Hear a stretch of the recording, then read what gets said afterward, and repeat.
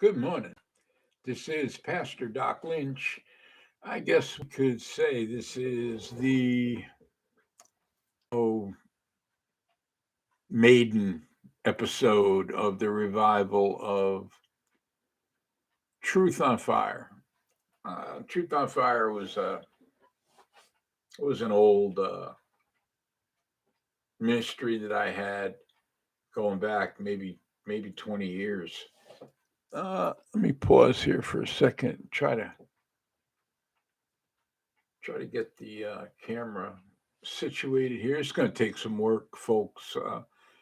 That's why, like right now, I believe I'm not actually live. I'm doing it live, but I'm on the privacy mode, I believe. Now put it up later on, perhaps on Facebook.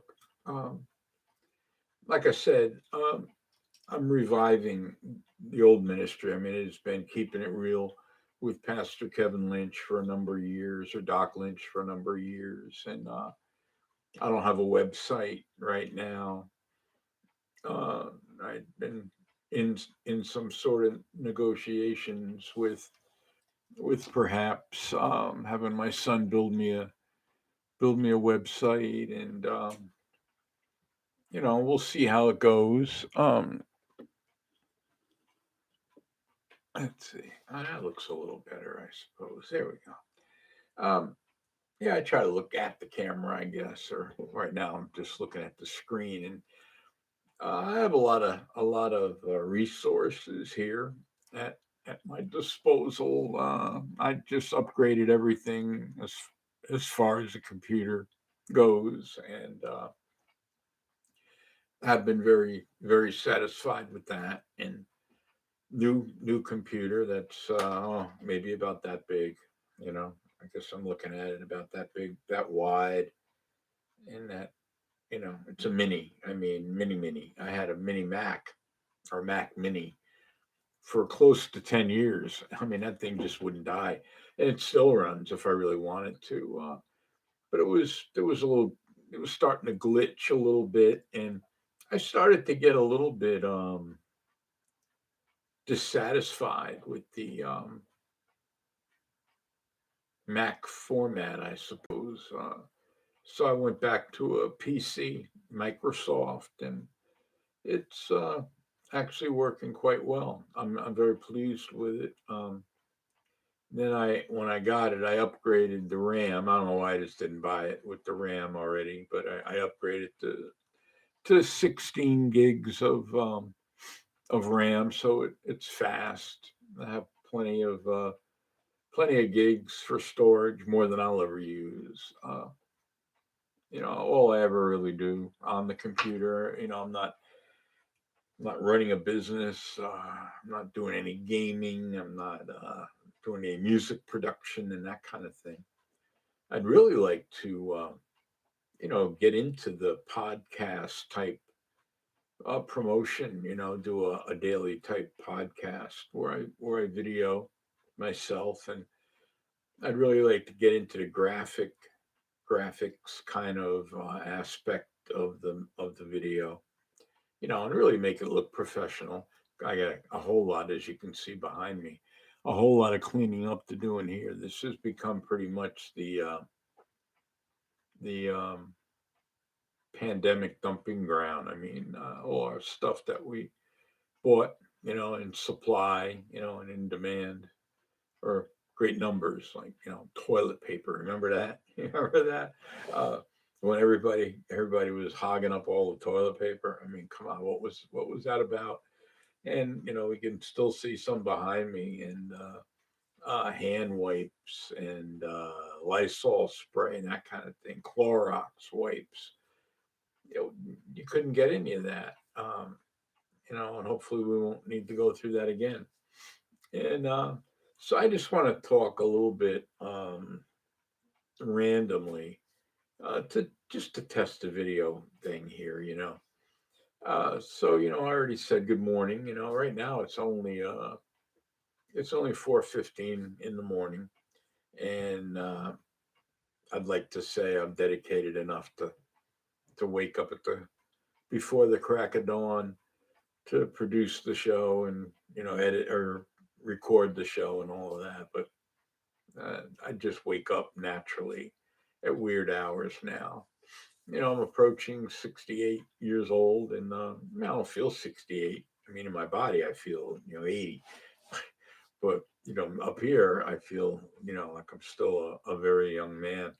And if I get on to something, if I can latch on to something that is, oh, worthwhile and fun, then I'm ready to go. I'm good to go. I'll dedicate myself to it. And I would get up early, on purpose to do that. But this morning, I just got up early and woke up. And once I wake up, I just don't really feel like I can go back to sleep. It's a lifelong habit.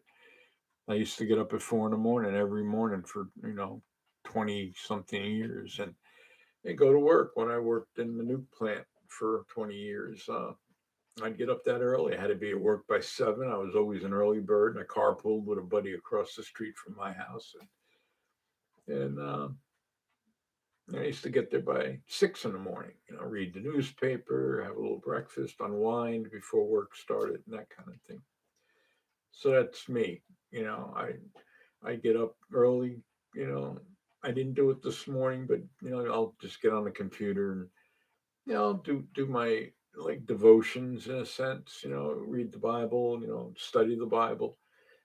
Read the news online, that kind of thing, and that's pretty much it. It's real personal time for me, and um, but this morning I just decided to tinker with this thing and see if I can get this kind of off the ground a little bit, and see if I want to do it. For that matter, I'm not even sure if I really want to do it. I did my own daily devotional for over 20 years, since the conception of the internet.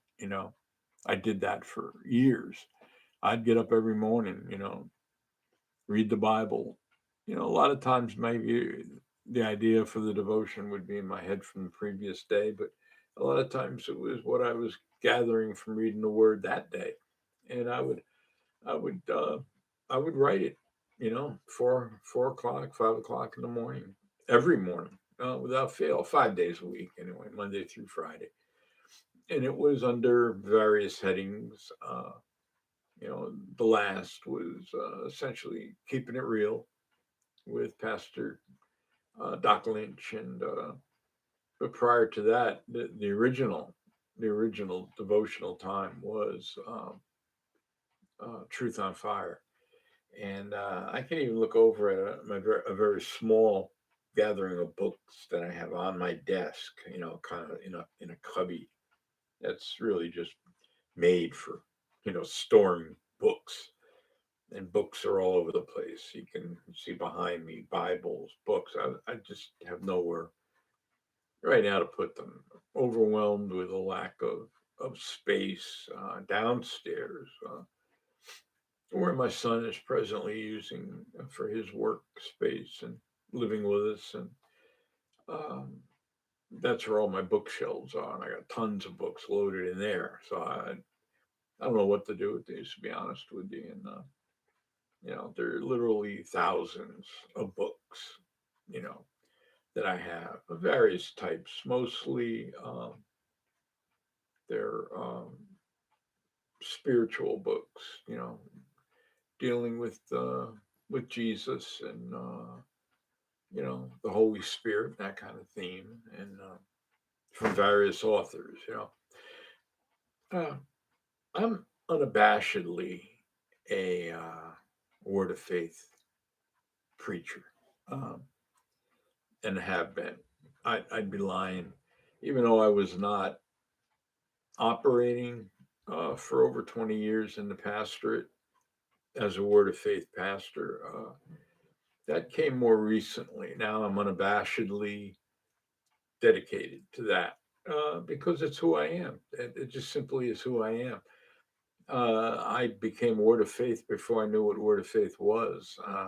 When I first got saved, going over 35 years ago now, uh, that's what I was drawn to. It was the Word of Faith message. I hate to call it a movement. It's Pentecostal faith, but even that was a stretch from the norm for me. Let me just kind of depart for a moment here. It was I got my wife and I got saved. My wife Joan and I got saved. 35, 35 years ago in our living room. We weren't even married yet. Uh, it's 1986. I was recently divorced, and really, really on the skids. I mean, I had a job, and I had a job for at that point 10 years. Steady at a nuclear power plant of a popular, well-known utility company in New York, Con Edison. And the nuclear plant was about, as the crow flies, probably 30 miles or so up the Hudson River from Manhattan, and Indian Point Nuclear Power Generating Station, officially, and that had gone online with unit number one probably around 1959 when I was just a small child. But I remember prior to that, the property where they built uh, the plant was originally an amusement park, and rides, especially water stuff, because it was on the Hudson River. And I remember my dad taking me there when I was probably 3, 4 years old. Then they sold it to Con Edison, and they started construction of the first commercially built nuclear power plant in the country. That was in the new birth days of nuclear power. I think if I'm not mistaken, Rickover, I think, was the big military guy that first commanded the first nuclear powered submarine, the Nautilus. I think was Admiral Hyman Rickover. I think it was Rickover was the last name, something similar. And I'm not sure how involved he got, if he was working with Con Edison at the time. But they built this very small uh, unit number one. Matter of fact, it didn't really last that long. They decommissioned it just prior to me going to work for them. Well, I went to work for them after the finishing of the construction of unit number two, which was a much larger uh, power power plant. Uh, it was a commanding presence along the Hudson River. I mean, the big dome, big giant dome, which housed the reactor and all of that, and smokestack and that kind of thing. You could see it very vividly from the river. Changed the whole landscape of everything. And went to work there in 1974, and managed to hold on to that job through my life at that point. I'd always been some form a drug addict from the moment I was probably 12 years old. Drinking, smoking pot, that kind of thing. And then eventually cocaine, methamphetamine. I had a stint with heroin in there, at some point. And but around 1974, I applied for a more steady job. I'd been working small time jobs, various factory work, and that kind of thing, construction, for just basically a paycheck when you could get it, and then moving on, traveling and that kind of thing. I was a real hippie. And actually, still, I'm not ashamed of that either. I'm not ashamed of the term hippie. I know what it means. If some people can't live with that, that's fine. In my heart, I'm a believer in Jesus Christ. I mean, he came and changed my life in 1986, and then everything changed. And a few years later, after that, in 1991, I ended up retiring from Con Edison, and headed out to Nazarene Bible College in Colorado Springs, Colorado. And my whole family, me, my wife, and 4 kids, sold our home, just took off, enrolled, and and took off at a Bible college and spent the next couple of years out there getting a degree in biblical studies. I had intended to stay 4 years, but well, it was actually a 3 year degree, kind of weird, but I stayed two, got the associate's degree, and then got called back to New York to my previous church, where I had essentially grown up as a believer in Fishkill, New York. Left there, went to Colorado, came back there, and started work as an associate pastor there, and eventually the online education thing kicked into gear. Nazarene Bible College was one of the first, I think, um, biblical institutions to actually offer a degree online. So, fortunately, what they had was also you could go as high as a bachelor's degree in various types of fields. From if you were going to be a pastor, then you could get your degree in biblical studies, and they had music degrees. I think now they have counseling, and recently they just closed the physical campus, which was beautiful. It was very hard for me to see that, and a lot of memories there. I don't know what they're doing with it now. I'm sure the buildings are still there, but it was a beautiful little campus, and they closed it and went totally now completely online. But let's not mistake. During all of that time, this is a non-Pentecostal. Not even forget Word of Faith. This is just a non-Pentecostal uh, organization, the Church of the Nazarene. God bless them. I love them. I'm ordained by them since 1995. They put a lot of faith in me as a divorced ex-drug addict. Come on. Uh, but they saw the heart. They knew they did put enough faith in the changed. In 2 Corinthians 5:17, whoever is in Christ is a new creature. The old is gone, the new has come. They believed that. They saw that in me, and they trusted me, ordained me, installed me later with my own church from Fishkill. I spent 2 years there. I ended up getting ordained while I was there through the Metro New York district of the Church of the Nazarene, and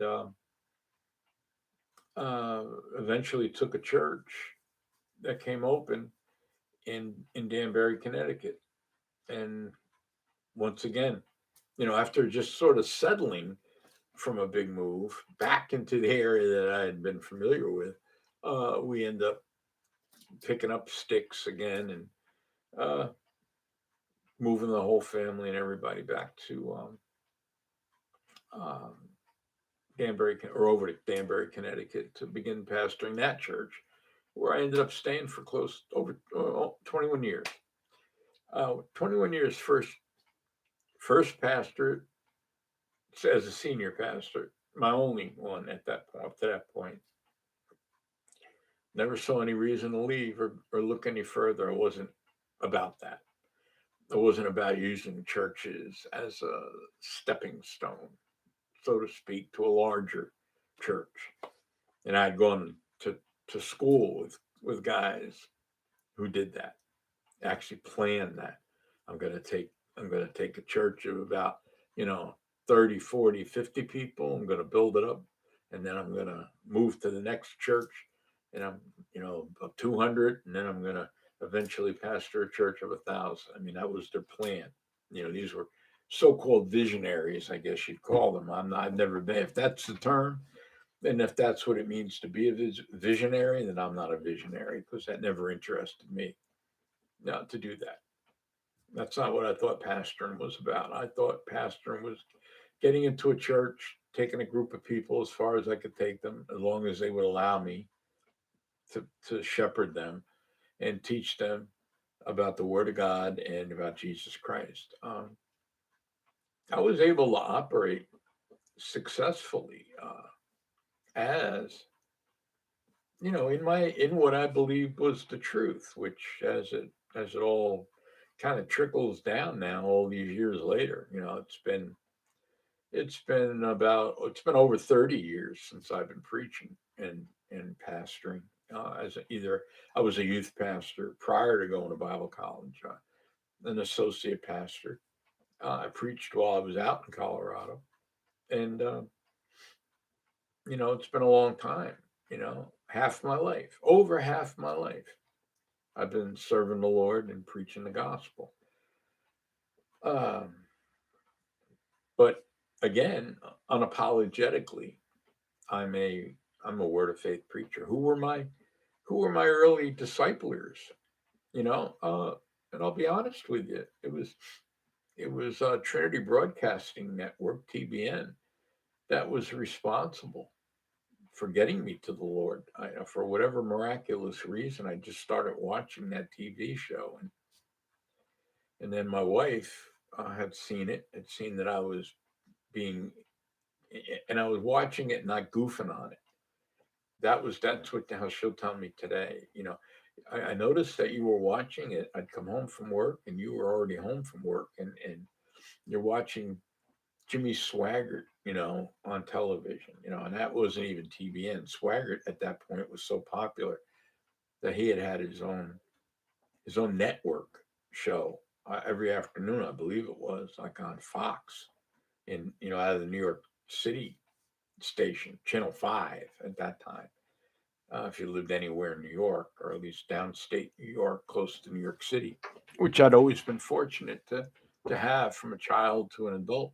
Always had good TV, always had good TV channels, even in the old days of the antenna on the roof. We had good reception. We were able to watch all the popular network shows, plus a little, Channel 13, you know, and I was babysat by TV, from the time I was very small, and I could probably be a historian of early television. All the comedies, all the dramas. I remember them all. My mother was a big fan. We'd sit together and watch old movies, and I'm still a fan of all of that. And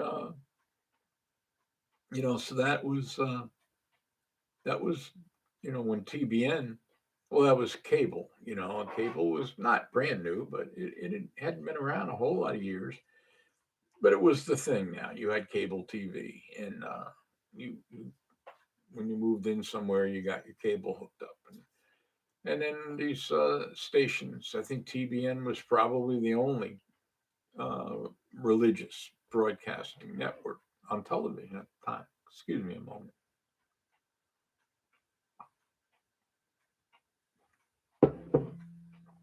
That's my first cup. And so again, at that point, I had been a raging drug addict. Pretty much my whole adult life, even part of my teen years, obviously. And at that time, and narrowly keeping my job, because I got caught. They were starting to urine test people at work. You were chosen randomly to give a urine test on any given day before you entered into the plant. And when it was very shortly after New Year's, probably the second or third day after New Year's, that I got snagged to give a urine test. And well, what happened? I got caught. They found cocaine in my urine, and man, put me through the mill. I kept my job, but I had to. I would be um, more frequently called to do that, and that was a tough thing.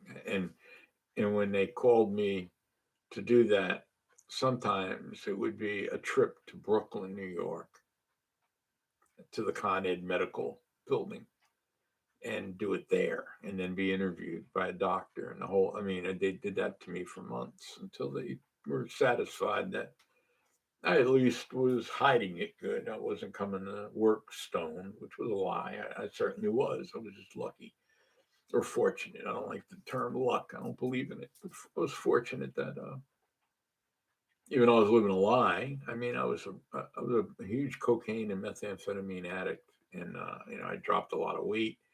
People at work were starting to ask me, supervisors, managers were starting to ask me if something was wrong with me because I was always a pretty big guy. I mean, right now I'm down to a weight that's good. I just recently lost about close to 60 pounds, and that was entirely accidental. I'm not on any regimen. I'm not working out or anything like that. Believe me, I just had shoulder surgery, a replacement in my right shoulder, and that had nothing to do with anything. I was already down. I'd already lost the weight before I did that. I'm just taking a particular medicine uh, for something that medically treating something that is has allowed me to curb my appetite. And they're starting to find out now that the medicine, while it's being used for one thing, they're starting to find now that the ingredients of it is very, very useful for people who are trying to lose weight. And now I think they're developing a weight loss medication for people that, if it's anything, if I could be the poster boy of that, um, yeah, I'm down to the 170s here, at which I haven't been at for many, many years. I'm down to high school weight almost. When I graduated, um, I was I was about 170 pounds, but it was a healthy 170 pounds. I'd been pretty active, even though still doing drugs even at that time. So at that time in 1986, even I met my present wife Joan, and we moved in together, and we had no idea there was anything that would be offensive to God about that. Everybody had done that. Everybody was doing that. I mean, I'm a child of the '60s. I mean, that was nobody thought there was anything wrong with it. If you loved each other, that's what you did. You expressed that love, in a physical way, and if you were suited, or you thought you were suited for each other, you moved in together. I mean, there's something to be said about that, I suppose, in the flesh. God notwithstanding, of course, not his method. Don't get me wrong. I understand that. I'm not teaching that. I'm not suggesting that. But in the flesh, as a method of the worldly way of doing things. Uh, you really did get to see if you were compatible with each other before you decided to, what they say, tie the knot. And but we knew immediately that at some point we were going to get married. There wasn't really much we could do about it at that time. We both worked. I was making decent money. I had moved up the ladder at work and became I can't even pronounce it, I think, to this day, senior nuclear um, health physics technician. And oddly enough, by the time I'd left in 1991, I was at the top of the pay scale. I was making the most money I could possibly make, the most money I had made in my entire life. And the funny thing about it, prior to that, I was making good money and making overtime. We'd go on outages and refuel, and he'd go on months of extra hours, and double time, time and a half, double time, holiday pay, yeah, shift differential pay, all of that stuff. Plus, I was a shop steward for 18 of those 21 years or 20 years that I'd spent there. I was a steward. Didn't give me any extra pay, but it gave me perks. Let's put it that way. So I wasn't knocking myself out. It was a good job. Dangerous because you were being exposed to radioactive material. And I know lots of people that aren't here anymore, that had worked there and died from radiation type affiliated sickness, cancer, leukemia, blood disorder. The stuff back in the early days. It was mostly guys that worked there way back in the early 1960s, and wasn't a lot of regulation going on health wise. And by the time I went to work there in 1974, it was a lot farther along in protecting the worker full face to half face, half face respirator, and then as it warranted, a full face respirator, with canisters, of course, the protective clothing, taping, gloves, shoe covers, coveralls, and plastic, and hoods. Nothing was exposed. You weren't breathing anything in.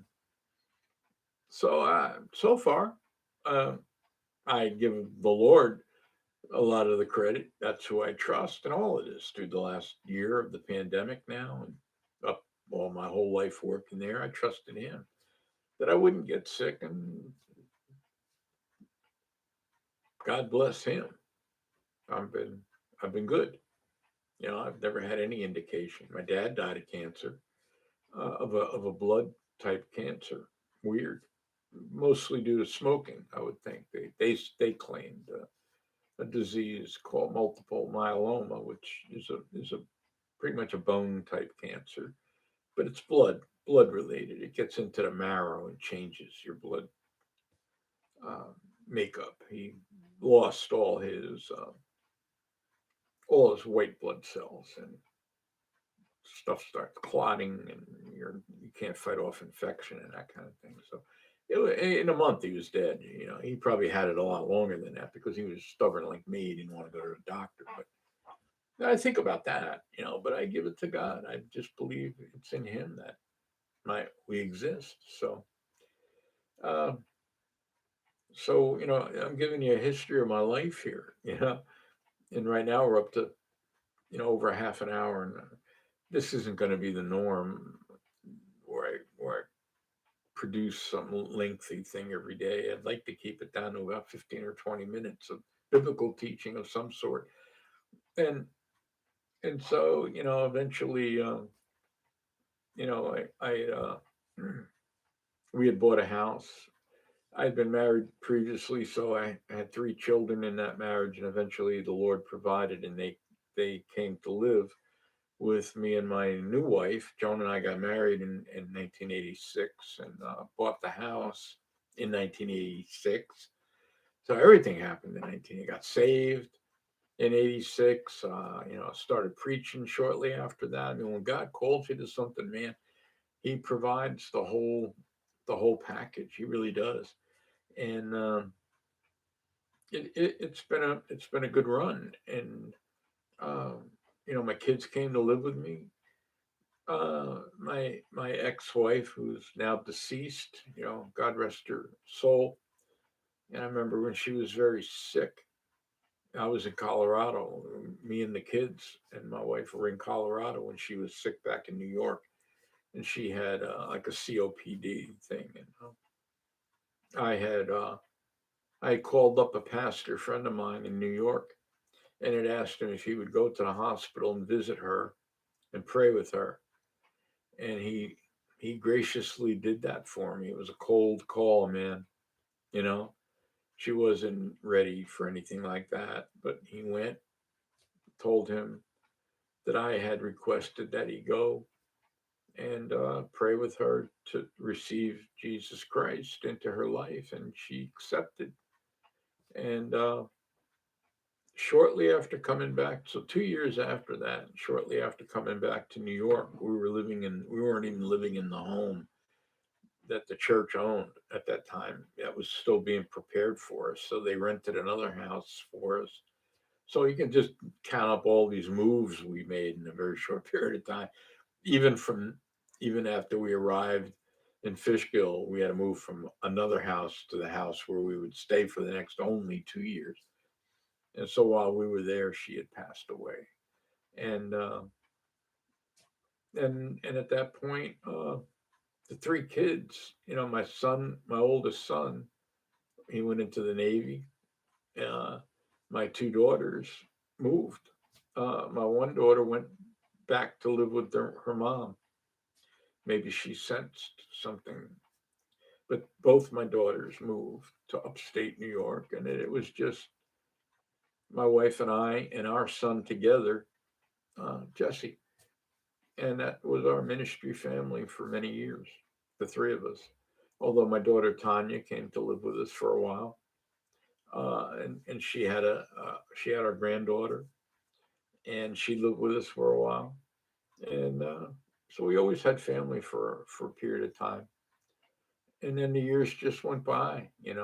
We took over the church in Danbury in 1995, and we stayed there until late 2015, and then I retired from there. Essentially, the church just didn't do well for some reason at that point. It just started to fold up. It had been relatively successful over 20 years, but competition, competing churches started coming in with bigger programs, mega churches, and people started sort of just filtering out. And then eventually I saw that we couldn't even afford to keep the lights on any longer. We were renting the building out to another church, and I put in my retirement. I was 62, so I started collecting my Social Security, and eventually we left. We had already owned our own home by that point, so we just moved.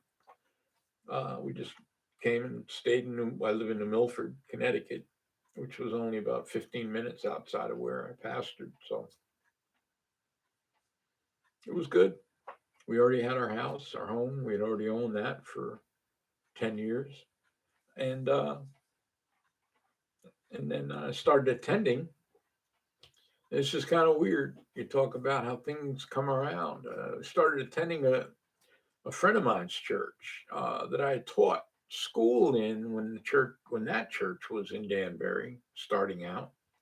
They had a school, and I started substituting, teaching high school there, and high school, even the lower grades, as needed. But it ended up being almost a full time position, so it was extra money at the time, and I got to know the pastor very well, and we remained friends over the years. They built a monstrous church in New Milford, so it just made sense.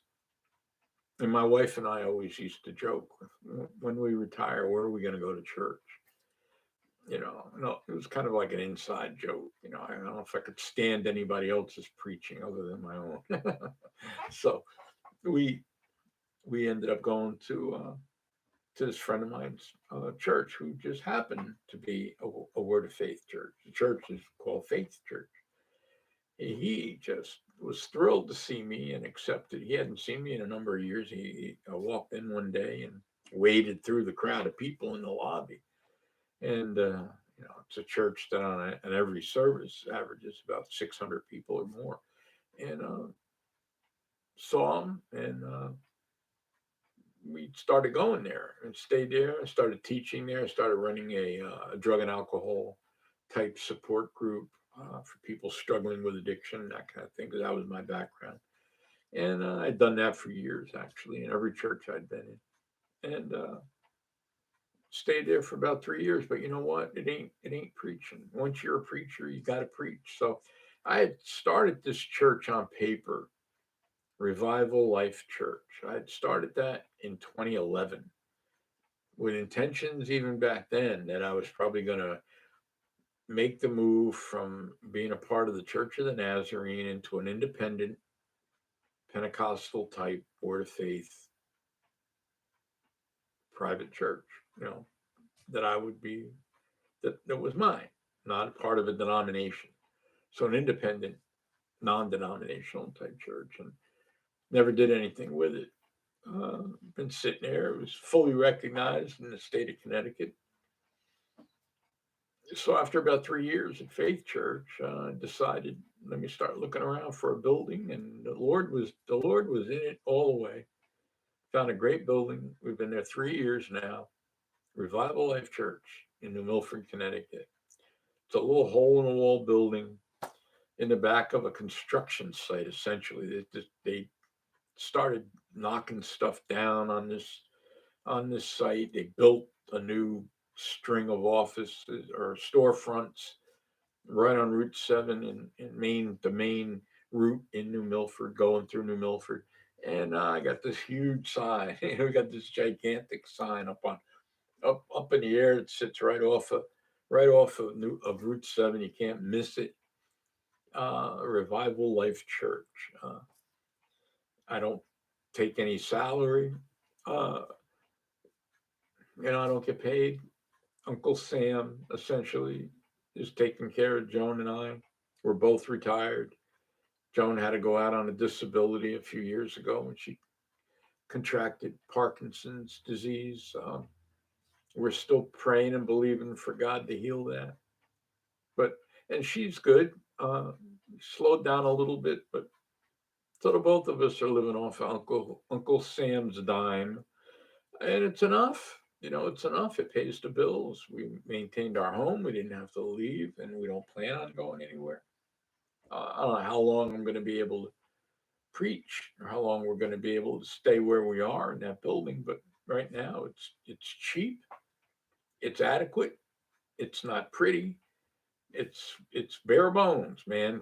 Folding chairs, padded folding chairs at least, but folding chairs, a pulpit, a cross on the wall, just a big empty room, and we're small.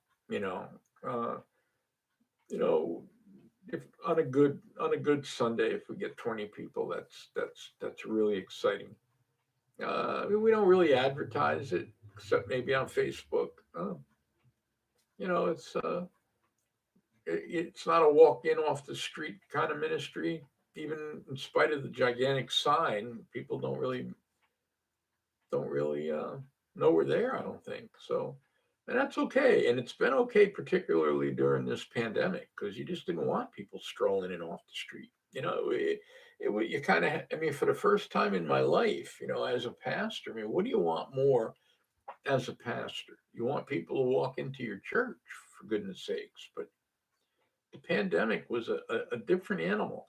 You didn't want people walking in off the street because we were so small that we were not restricted. We didn't really have to close, although at the height of it, when people were dying left and right, we closed down for a couple of months.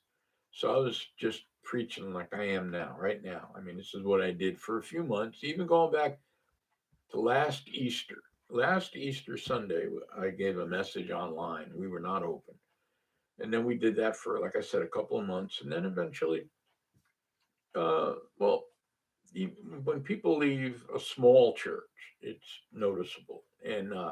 But we're not beholden. And I always said, Lord, until we can't pay the rent or the utilities, we're going to stay open and preach. I'm going to preach, uh, and it worked out real well.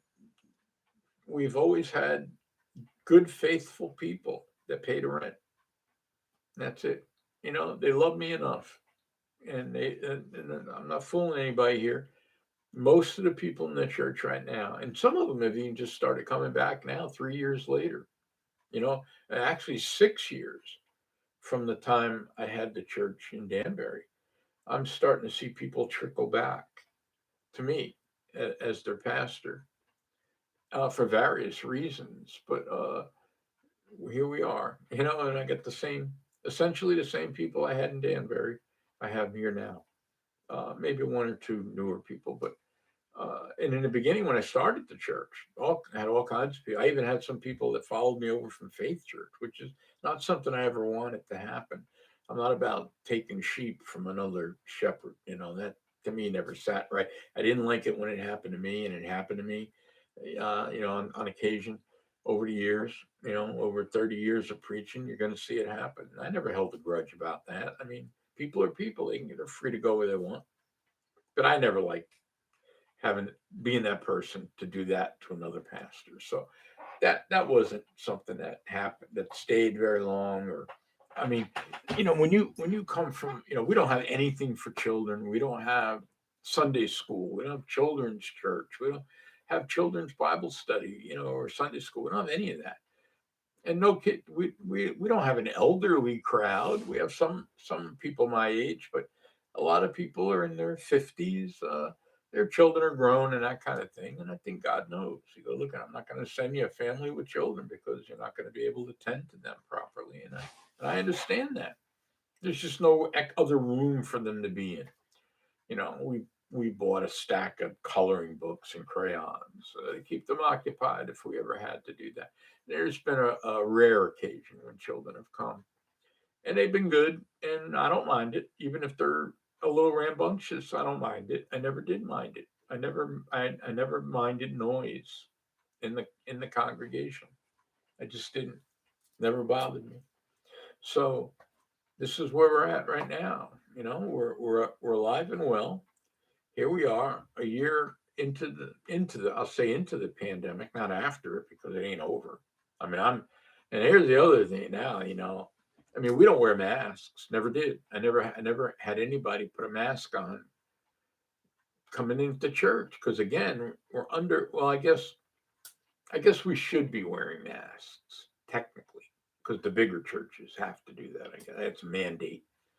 But we fall in the mandate of under 20 people or some whatever the number was at our governor. And I tell you, I didn't vote for him. I didn't know him. I wasn't a Democrat. I'm not a Democrat. I'm not anything. I'm an independent right now. I had been a Republican for many years, but right now I'm independent. I'll vote for the man, the person, the woman. I don't care. And I didn't vote for the governor. I voted for the Republican governor, even though I equally didn't know who he was either. But I just voted the party. But you know what? This governor, this Democratic governor here in Connecticut, Ned Lamont, I got to take and I do wear hats quite often. Obviously not here. Essentially, when I go out, I wear a hat, some sort of hat. And whether it be a beanie or a fedora or whatever, but I've always got a hat on. I take my hat off to him. He's just been a great governor. He really has. He has guided us through this thing. And I know and there's some people that don't believe it's real. I mean, and I'm okay if you don't want to believe that. And listen, I know people who think the Earth is flat. Okay, and they will defend that to their death. All right, I don't agree with it. I don't understand it. No, they try to point it out that it's biblical, and I'm telling you, I believe the science of it. I've seen too many pictures taken from satellites in space that tell me that the Earth is round. It's not flat, and so listen, I deal with people like that all the time. I deal with people who are anti-vaxxers. They call them right. They don't believe in any vaccine. uh, you know, all my children grew up. They've all been vaccinated when they were kids, from measles to mumps to rubella, whatever, whooping cough, and all of that. They all had their shots. That was mandated, and we kept a record of it, so that they wouldn't have been able to go to school if they didn't get all of that. I mean, we never argued it. It never entered our mind as parents to like question it. And I'm not knocking any parent that's overly concerned about that, okay? Because I know things have gone wrong. It's possible. I mean, even yesterday. I mean, today's Wednesday, the 14th of April. Yesterday on the 13th, the news was that the Johnson and Johnson vaccine was being pulled pulled off the rack in this country because, and I believe the number is something like 6 people out of thousands have developed some kind of blood clotting. Okay, we know stuff happens. We know it every time we put anything into our body, uh, a medicine of any type. There's the possibility of a reaction or a side effect, sometimes severe, sometimes leading to death. And most of us don't really consider it, or we do consider it and we decide to take the risk. Well, that's where my wife and I were, and my son, well, my youngest son, uh, who came and lived with us, and he'd been with us during the pandemic, and which has been a great help to us. And we all obeyed. We all obeyed. We all wore masks when going out. And eventually we didn't go out. Eventually we stopped going to the store. We ordered in. We've been ordering in our food from the local supermarkets using various deliveries services since at least halfway. through the pandemic, and we've cut down our risk of being exposed because we had issues. I mean, I have some health issues that not severe, but and they're all under control. I mean, I tended to have high blood pressure, type 2 diabetes. My sugar just went wacky one time. And it was through that I started taking a particular medicine, which allowed me to drop 60 pounds of weight, which was essential for controlling my blood sugar. So it all ended up being good. And even if I had caught it, the COVID, I probably maybe wouldn't have been hospitalized. But that it has nothing to do with that. It had everything to do with trusting in Christ. We always believed that sickness and disease would not come to this house and or to our family. And I'll tell you, or to my church. So I'll tell you, and I'm not bragging. I'm not certainly not bragging on anything I would do, but if I'm going to brag, I'm going to brag on the law, on the Lord. I mean, that's what Paul did. All my bragging is about him. I have nothing to brag about. Who am I? But he has kept my family safe, uh, me safe. He's kept my church safe. Not one person in my church has tested positive for COVID ever, you know, and I believe they've all been tested for one reason or another. I had to get tested. I never would have volunteered to be tested. I didn't have any reason. Why would I be tested? I don't think I have it. I never had a symptom. I never had a fever. We have a we have a thermometer you just put on your forehead. Not one of us had spiked a fever, in the whole year. Yeah, we just knew. We had no symptoms whatsoever. We never coughed. We never body ache. We never had flu-like symptoms. Any of that. I had a flu shot prior to the pandemic, or actually, it was.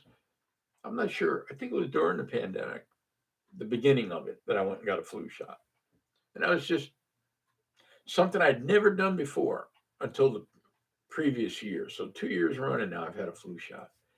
It's only because my doctor said, "Look, potentially on paper, well, you're over 65. Um, you have diabetes. You have high blood pressure. You're overweight. You have a family history of certain things. You ought to get a flu shot." So it just seemed reasonable. So I did it. And I never got a flu shot before. So I don't feel like I'm not trusting God by doing that. I just feel I'm being smart. You know, I'm older now, and there are things, criteria, and protocols, and that kind of thing put into place to protect me. I'm going to take advantage of it. The good thing about it, it's all free. So uh, thank you, Uncle Sam. Or Uncle Donald.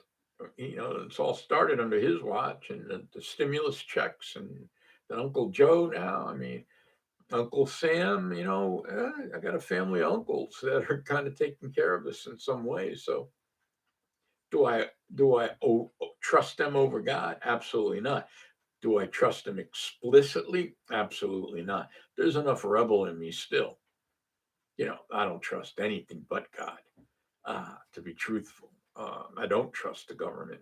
Uh, I accept them as who they are, and I take advantage of the provision, but I don't trust them. I haven't trusted them since Kennedy died.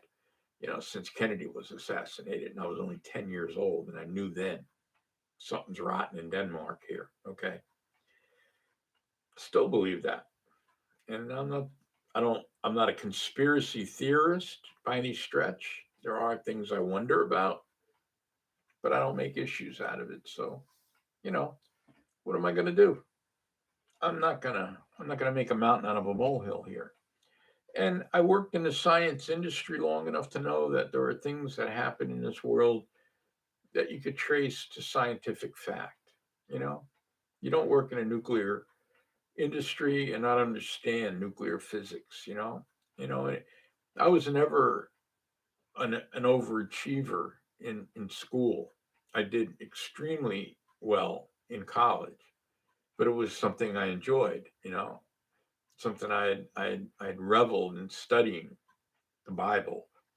I did very well there, Dean's List every semester and that kind of thing. But in high school, got by with the bare minimum. And I'll tell you something you might think is either really incredibly stupid or just a sign of the times. It was 1971. I was passing. I was going to graduate. I had all my grades were good.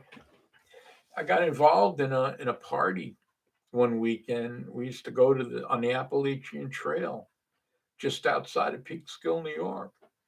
There was a lean-to hut built on the trail for hikers. We just took it over and would go up there and build a campfire and hang out, get stoned and party and do that for days. So one of us would always be there, more than one of us actually. And it was just a place people would come in and out of. And I got wrapped up in that and I decided to blow off my final exams. I didn't want to leave the party and go back to the school at the end, at the beginning of the summer and take a series of exams. I didn't study for them. I probably didn't have to. See, I was always a smart person, just didn't have a lot of common sense. Uh, and what I ended up doing was blowing off the exams and didn't graduate. Didn't graduate with my class. Didn't care. Didn't care. Uh, you know, it, it never had an effect. It didn't bother me. It didn't bother anything. It didn't change anything, whether I had a piece of paper or not. I ended up getting to work for Con Edison. Once I got in there, I figured my life was set. I had no intentions of leaving. I figured I was going to stay there forever. Con Edison had never laid off a person in its entire uh, time of being a utility. Even during the Depression, it didn't lay off. If you worked during the if you worked for Con Edison during the Depression, you had a good job. Your family was very lucky, fortunate to live like that. They had money more than anybody. They got paid good. So I didn't worry about that. It wasn't until I decided to go to college that they told me, well, you need a high school diploma. What? They had never thought of that. So what did I do? This all took place on a weekend, another weekend. I mean, I'd been born again. I'm saved and sanctified, and I'm ready to enter into this thing officially and go to school. Now I was going to school on the district, same in all those courses that I'd been taking every week for a couple of years was able to be transferred. A whole year was transferred into the Bible college. That when I went out there, I already had a year on under me. That was awesome. But to get that, I had to get a high school equivalency degree or diploma. So what I did, found out where they give the test, and signed up. Went on a Friday night. Had to go to Poughkeepsie High School, which about a half an hour from where I lived. Had to go up there on Friday night.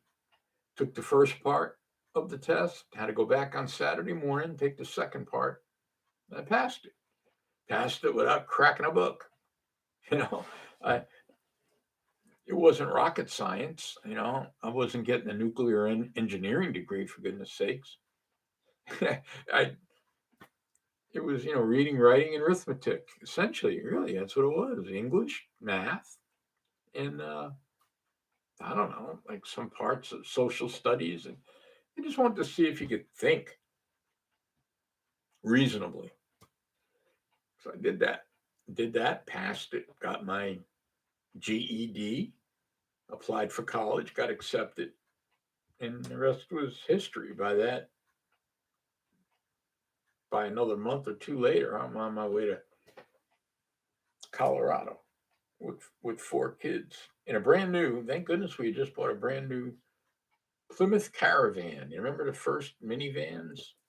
We got one. Drove across country in a couple of days. Got out there and went to school. Stayed there a couple of years. Graduated. Came back, and there it all started. So that's pretty much it. My life as a believer, a former drug addict. This is all gonna turn more scriptural, more spiritual, as time goes by. Again, this is the inaugural maiden voyage of Truth on Fire, devotional podcast, whatever you want to call it. I notice now YouTube, I'm doing this all on YouTube. This is what I'm really excited about. I want to take this video, see what I can do with it. You can, do all the processing, everything right here on YouTube and sort of seamlessly put it wherever you want it to go. It used to be a real pain in the neck to take a YouTube video and even put it on Facebook. You had to go back into your files, and I needed help with that. So this, I don't think I'm going to need a lot of help with. So I have a brand new computer, which I started out talking about.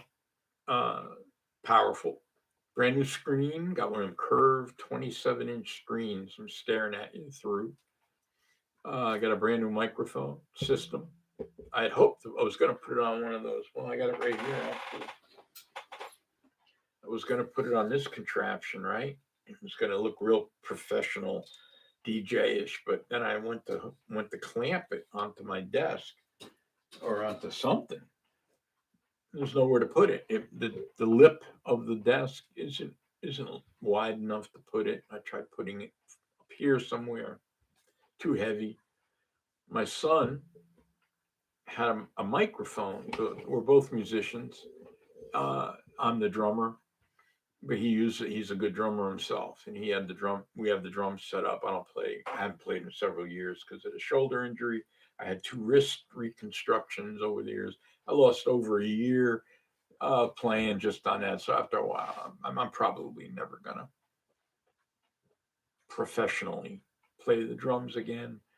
But they're set up because my son does a lot of music production, recording, and that kind of thing. He just built his own computer, so he's the man to go to. So he had a mic stand which was designed. It's got a very heavy bass on it, and made the order for this microphone, which I bought on Amazon, and just screwed right on. It was really a mic stand for a mic for the kick drum or the bass drum, as some would call it. You just put it down in front of the drum, and it would pick up, sound, right? So we had mics for all the drums, but this was because you didn't want it moving. Perfect. Sits right here on my desk, not going anywhere. I can adjust the mic if I need to. I don't think I need to. It's been, from what I gather, it's picking up everything properly. And got my camera, a Logitech camera, which I'd had from the previous computer. Hardly used. I never really used it, to be honest with you. It looks like a fairly decent picture I'm getting that I can see. I don't know how you're going to see it, but right now I see it. It looks fairly clear and well done. Too well done behind me here. I'd like to hide some of that stuff. But if you notice the flowers, my wife gets flowers. People have been giving her flowers from her surgery, that kind of thing. Can't put them out. Can't put them outside my office because the cats will eat them or nibble on them. We have 2 cats, 2 rescues, best cats in the world, loving, beautiful buddies. Can't They'll eat them, and 1 or 2 of those plants are poisonous to them. So don't want to kill the cats. So I end up with them in here, and if she wants to look at them, she has to come in here and look at them. But it's too bad. But we're going to replant them outside. I guess one of them is a lily, I think. There's one there I can't even pronounce. I don't even know what it is. And there's a sunflowers. Well, we'll see. But this is where we're at right now with all of this, and I'm almost done here now. It's been over an hour, believe it or not, which I'm fine with. Um, I'm gonna take this video, look through it, look at it, see what I can do to edit it, add things to it, maybe fix it up a bit. We'll see. We'll see how it works. I'm excited about it. Actually, it's fun. So here we are. This is it. Um, I'm hoping to have some ideas about the show. Uh, some of them will be again. I'm unapologetically uh, preaching and teaching this word of faith, as the Bible says. And this is not a movement. You know, it, it's simply it's simply who we are as believers. I'm a faith preacher, always have been, even when I spent my years with the denomination that was decidedly not Word of Faith or even Pentecostal for that matter. I've spoken in tongues for years. I believe it's an essential gift of the Spirit. Um, I don't understand how a church or a denomination can miss it. It's so biblically factual and embedded in the Scripture for us to use. I don't understand how anybody or why anybody would not want to utilize it. I understand it can get into a circus atmosphere and become anti biblical, even in some churches where people just start babbling out whenever they feel like it, and pandemonium breaks loose, and you don't really accomplish much there. Not certainly against what Paul said it should be, but Paul also said, "Do not forbid speaking in tongues." So I never taught it because I honored my credentials and the theology and the doctrines of the church that I served. I mean, I had some leeway. I preached a lot of stuff that uh, not much what the early Nazarenes would have been against. I mean, the early Nazarenes, you wouldn't have been able to tell Pentecostal from holiness to evangelical to they were on fire. And there's some great early Nazarenes that I had held as examples for my own ministry, and they were as Pentecostal as any Pentecostal I ever met. They just didn't adhere to it, the doctrine of it.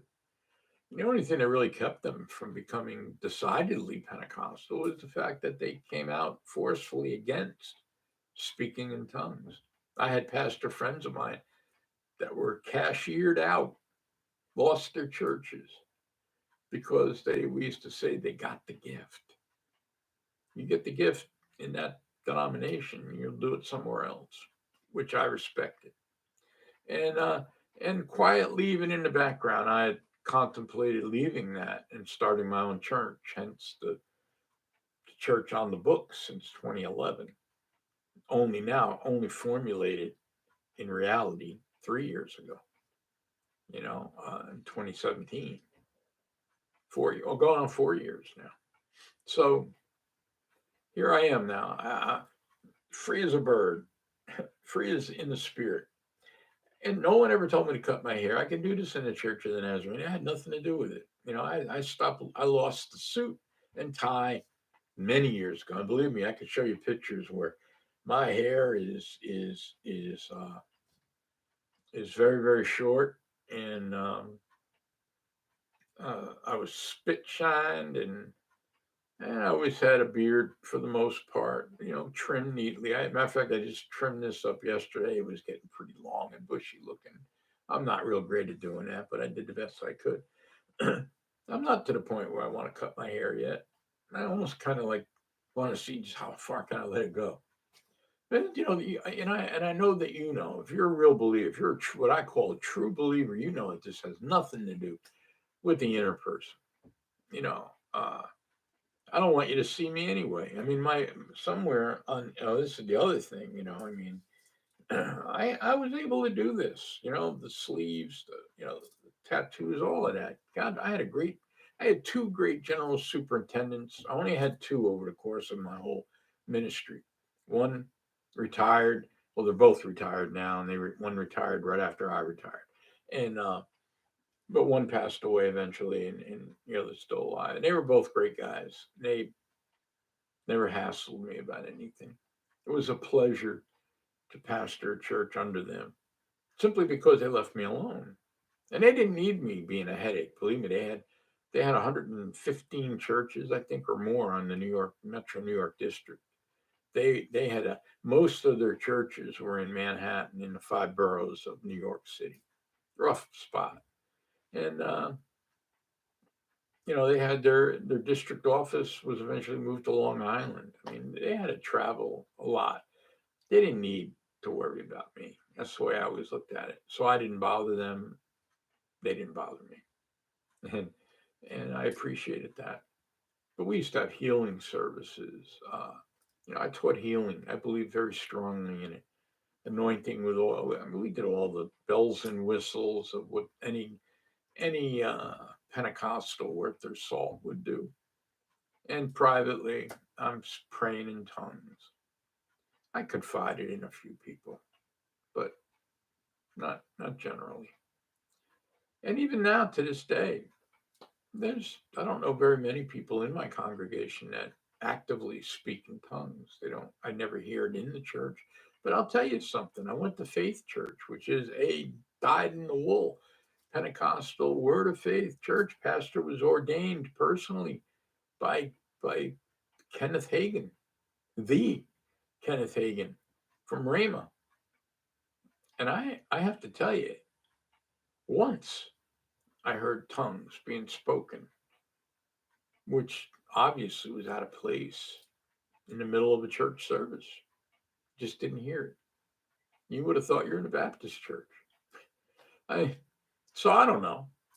I don't push it. I leave it up to the Lord and the Holy Spirit to do what they do. It's their church. This is their ministry.